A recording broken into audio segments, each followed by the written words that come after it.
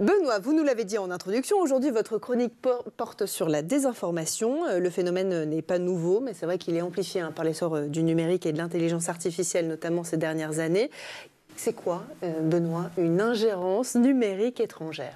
Eh bien, c'est un phénomène qui est inauthentique, qui affecte le débat public et qui est poussé par une puissance étrangère.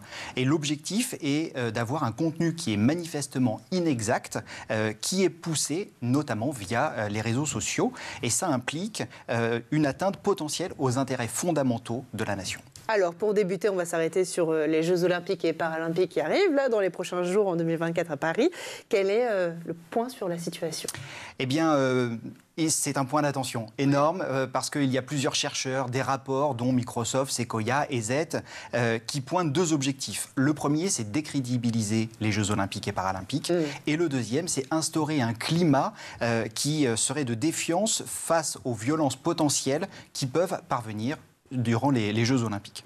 Et donc ça, c'est mené par des campagnes de désinformation malveillantes qui visent à la fois la France, mais également le président français, le comité d'organisation des Jeux Olympiques. Et si on observe des techniques qui sont anciennes, on voit quand même l'apport très fort de l'intelligence artificielle dans ces campagnes. Alors, est-ce que vous en avez un exemple concret, notamment peut-être d'utilisation de l'IA ? Oui, un exemple très concret.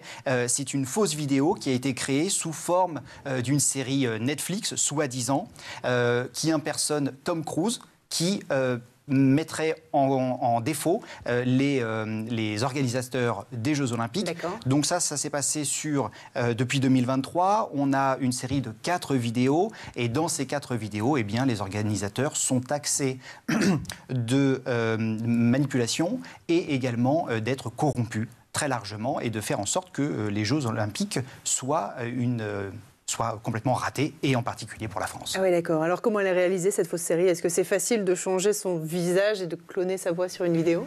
Alors, c'est très facile de le faire. Ce qu'il faut savoir, c'est qu'il y a quand même des garde-fous dans les différents éditeurs de solutions d'intelligence artificielle, mais ces garde-fous peuvent être bypassés, notamment si on utilise des prompts qui vont aller créer un subterfuge au niveau de l'intelligence artificielle.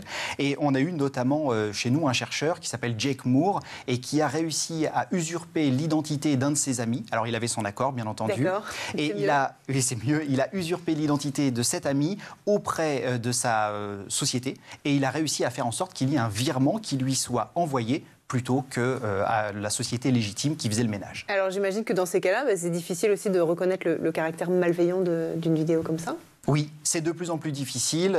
Les intelligences artificielles ont fait énormément de progrès et donc il y a des moyens qui sont plutôt techniques, notamment des moyens de repérer s'il y a, un peu comme sur les anciens hameçonnages, des fautes d'orthographe ou des incohérences. Au début de l'intelligence artificielle, on savait que les générateurs d'images mettaient un nombre de doigts très peu cohérent. Donc il faut repérer ce type d'éléments et il faut surtout être très très vigilant et avoir un esprit critique. Ça c'est important, effectivement, on en parle régulièrement ici dans l'école du futur. Vous nous proposez aussi un autre exemple, je crois, issu du rapport Matrioshka, publié par Viginum, c'est comme ça que ça se prononce, et qui cible notamment les fact-checkers.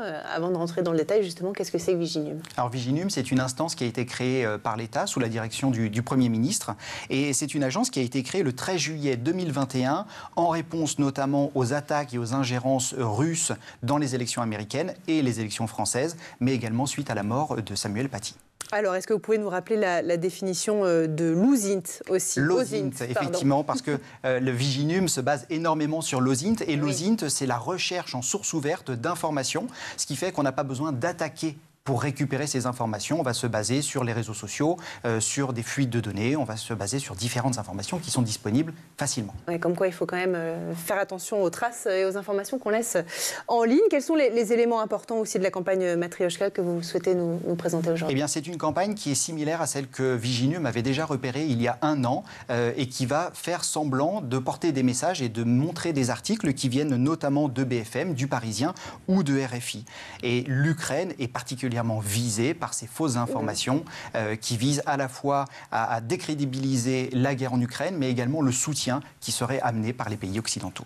Alors, pour autant, parfois, tout ne se déroule pas sans accroc. Une opération ne s'est pas exactement passée comme prévu. Elle s'est déroulée sur X, anciennement Twitter, et on y voit clairement que l'IA est utilisée.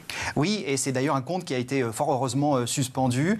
On se demande d'ailleurs souvent comment les cyberdéfenseurs comme nous savent qui est derrière les attaques. Oui, c'est vrai. Et bien là, on a une belle preuve parce que le compte émettait des messages, sauf que celui-ci était des messages d'instruction envers ChatGPT, et comme ils n'avaient pas renouvelé leur paiement de carte bancaire, eh bien le chatbot, au lieu d'écrire ce qu'on lui demandait, eh bien proposait directement de vouloir bien mettre à jour sa carte de paiement. Ah oui, effectivement. Et il se trouve que des tweeters ont répondu et ont commencé à narguer le chatbot. Et il a eu à nouveau son moyen de paiement et la discussion a continué avec le chatbot.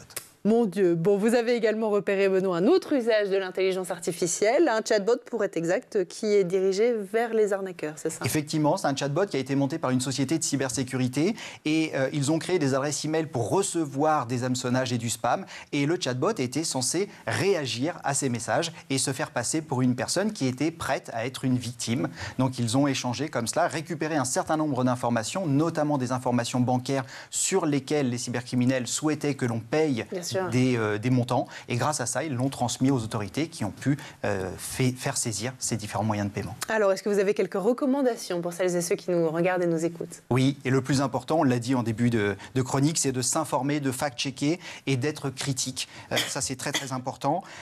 C'est finalement comme en physique. Alors, j'ai fait un peu de physique dans mes études et on nous dit toujours soyez conscient du résultat que vous attendez. Ouais. Donc, si vous voyez quelque chose qui est trop en dérive par rapport à ce que l'on peut attendre et ou espérer d'un discours, eh bien, il faut être vigilant et double vérifier sur ces plusieurs sources. Oui, c'est important. Est-ce que vous avez un livre à nous recommander éventuellement aussi? Oui, et c'est un livre qui parle de désinformation qui a été créé par Nicolas Quesnel et il condense 4 années d'enquête. C'est un livre très intéressant. Ça s'appelle Allô Paris, ici Moscou et c'est un ouvrage qui est passionnant.